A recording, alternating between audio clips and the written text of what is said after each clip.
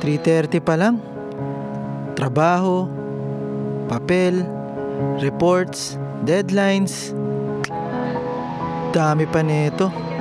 Araw-araw na lang. Ay. Sorry, Mr. Santos. Hindi talaga qualified. Pero ma'am, bachelor's degree po.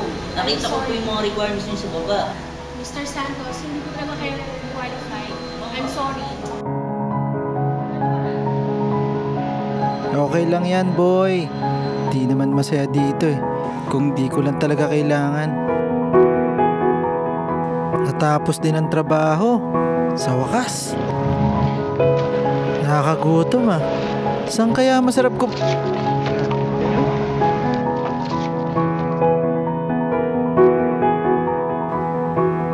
Sungit naman nun. Sorry na nga eh.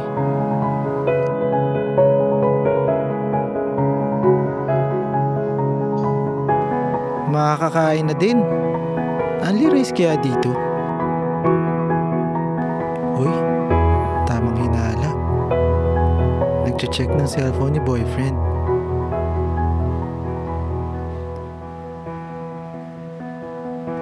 Hala, mukhang may nakita si ate. Nag-walkout na.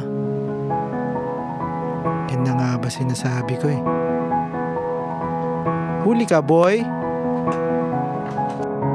Trabaho, kain, uwi, traffic. Ito ang buhay ko, araw-araw na lang. Pero swerte na rin siguro ako.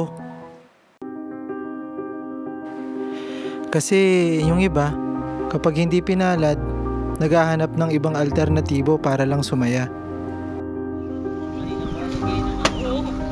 Nakakailang bote na nga kami. Okay. Alam mo, ibang klase yan. Kasi happy hours yan, ibang tama yan. Try mo.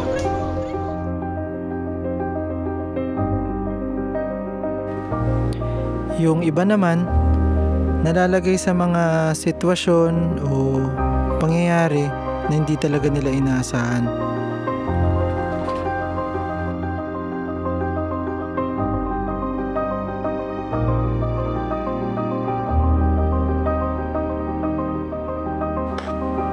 Minsan pa, kine-question kung bakit sila.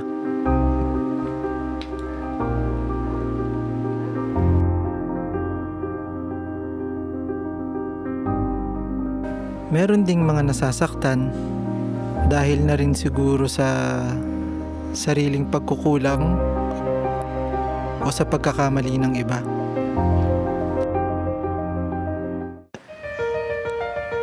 Yung iba naman, dito ang takbuhan.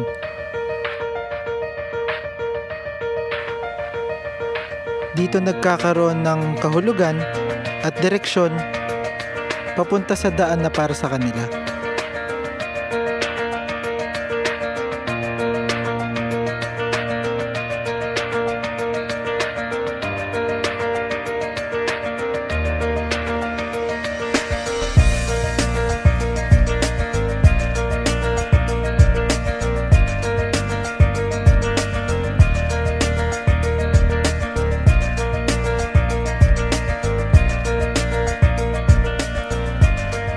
Yung iba, dito kumukuha ng lakas at pag-asa para ipagpatuloy ang laban sa buhay.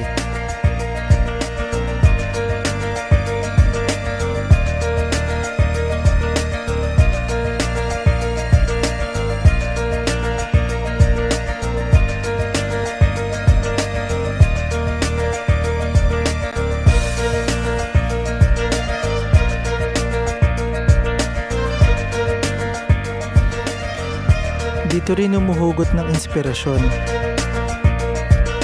At sabi nila, dito rin nabibigyan ng kapatawaran.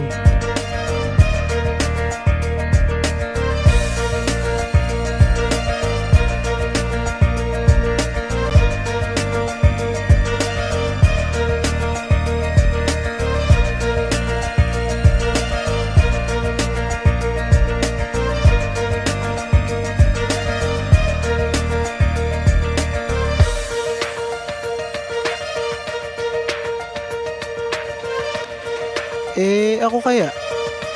Nandito lang ako kasi nakasanayan lang. Hindi naman talaga kita kilala eh. Hindi ko din alam kung ano ba talagang epekto mo sa iba. Pero hindi naman siguro masamang kilalanin ka. Baka sakaling may magbago sa ikot ng buhay ko.